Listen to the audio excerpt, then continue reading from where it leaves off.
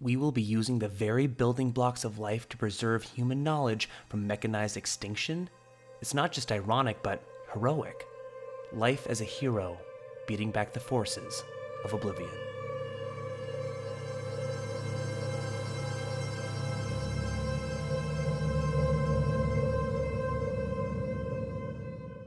Welcome to Legends, a series that delves into the lore within Horizon Zero Dawn, a world with an abundance of powerful and moving history begging to be explored.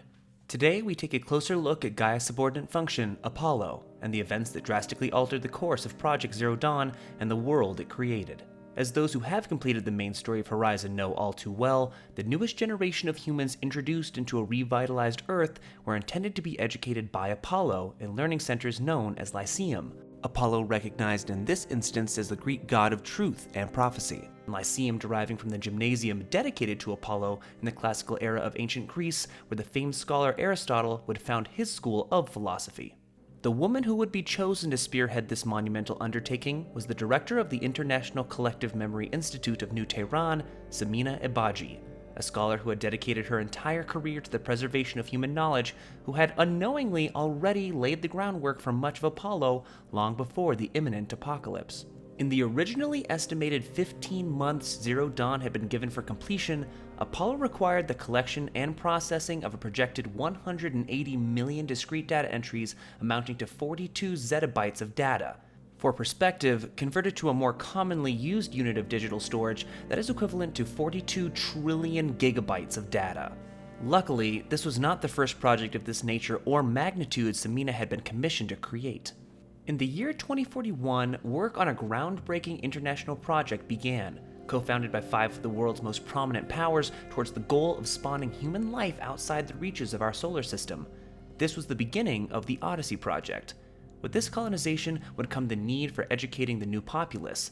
To achieve this goal, Samina Ebadji was brought on as the lead archivist and architect of the Homer Project.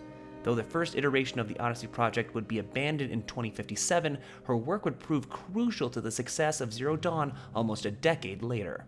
Though version 1 had ultimately failed, in the 2060s the defunct project would be purchased by the future consortium Far Zenith in hopes of fulfilling the original dream of the Odyssey. The original launch date for the colony ship was 2080. However, in the wake of the tragic circumstances the Earth would face, FZ would work aggressively, announcing the completion of the Odyssey on April 1st, 2065. Along with working in tandem with Zero Dawn providing the tech for the birthing pods of Aletheia, Samina was able to reach out to obtain her previous works, to beat the clock before Zero Day would arrive. This is detailed in the data point Apollo Update, a correspondence from Samina to Dr. Sobek. Over the past 2 months, the full benefit of our procurement of a copy of the Homer archive from Far Zenith has made itself known. As a result, all of Apollo's key deliverables are on schedule. Apollo has already surpassed 40 million discrete data entries and continues to grow. The physical science modules are effectively complete, with the soft science modules close behind.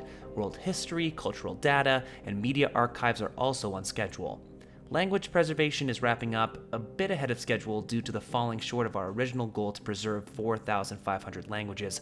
I suppose the tragic early loss of Papua New Guinea doomed that goal from the outset, with the attendant curricula development about to begin. Tragically, telemetry would indicate the catastrophic failure of the Odyssey in late 2065, but by 2066, as the last front lines of Operation Enduring Victory fell, thankfully, Zero Dawn was functionally complete, Apollo included. It was the hope of Samina and Dr. Sobek that by learning of those who had came before them, they would not only learn to rebuild humanity's culture and civilization, but would not be destined to make the same fatal mistakes. This was a belief that was not shared by the man whose rash decisions had plunged the world into its final days, one Ted Faro. He was convinced that this knowledge would become a disease, imparting our ills on an innocent populace, sullying the otherwise clean slate Zero Dawn was about to create. After the death of Dr. Sobek, Faro's mental health deteriorated rapidly. In isolation, in his private bunker, he eventually made the executive decision that would alter humanity's future forever. Faro would summon all Alpha personnel within Gaia Prime to a singular location. He would go on to inform them of his actions, purging Apollo, then using his Omega clearance to murder them via suffocation. This would damage Zero Dawn's systems and protocols fundamentally, and cause the tribal societies we see within Horizon, rather than the enlightened cultures Dr. Sobek and Samina had envisioned. With this revelation, the simple yet profound question that usually follows is this: is Apollo really gone? An inquiry of immense consequence, no matter the answer. If the damage caused by Pharaoh is truly irreversible, then the human race is doomed to toil away, rediscovering the advances of those whose ruins lay at their feet. Pharaoh did say this when confessing his actions to the Alphas: "Ted, it doesn't have to be like this." "It already is, Samina. I did it 3 minutes ago. I've purged Apollo. It's gone, all of it. Every copy." Do I believe Ted Pharaoh did everything in his power to wipe Apollo from existence? Absolutely. Do I think he had the power to be as irreversibly thorough as he would have wished? No. The reason being goes back to perhaps the biggest obstacle Samina and the Apollo team had to overcome to fulfill their mandate. It wasn't in the collection of the data. That process had been significantly accelerated thanks to Homer being made available to ZD. The real hurdle that they had to overcome was how to store said data. The first hurdle would be to find a solution to the ludicrous size of Apollo as a whole, a solution that would be detailed in the data point encapsulated DNA. Over the past 10 days, I've performed an exhaustive review of data storage solutions: magnetic, optical, quantum, even that eternity tech that FAS was shilling a year or so ago. But every other solution has one or more fatal shortcomings: too heavy to transport, too massive to install in the allotted space, too power intensive over the centuries, too prone to failure past 300 to 400 years, etc.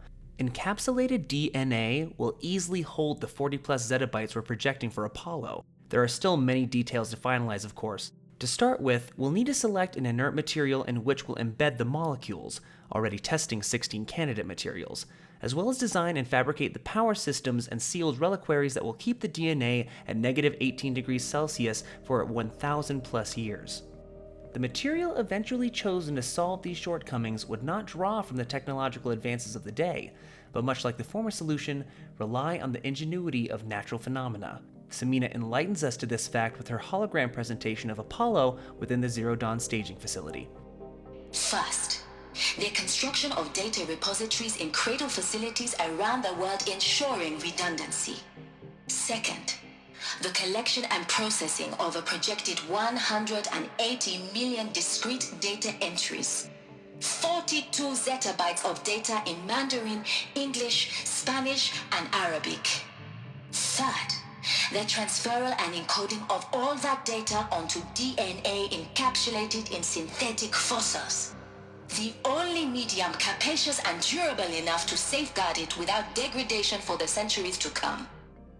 In my mind, this would indicate the existence of a vast physical archive, and an extremely resilient one at that, the location of which is unknown. As Samina stated previously, within the Zero Dawn staging facility, each cradle contained data repositories for Apollo, but her reason for this was redundancy, not as a primary storage system. Unless Ted Pharaoh had access to a protocol specifically designed to physically destroy the synthetic fossils that held the original code of Apollo, assuming that was even a viable option, the central store of knowledge still exists.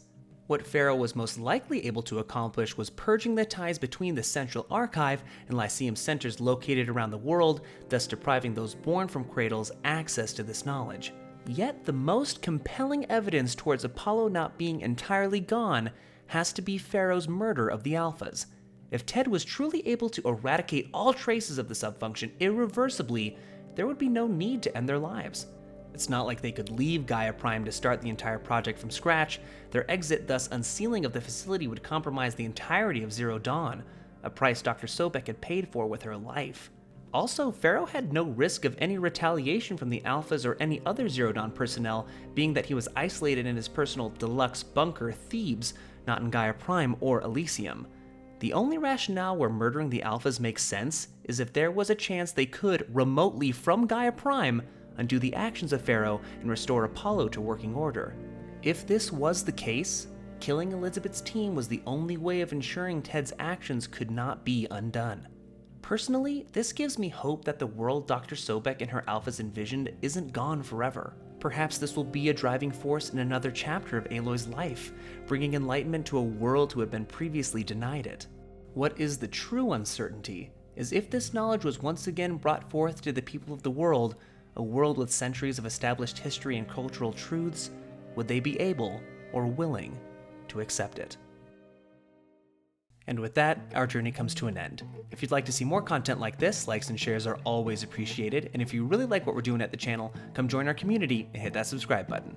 Do you ever think we'll see a horizon where Apollo has been fully restored? Let us know in the comments down below, and until next time, thanks for watching and keep questing.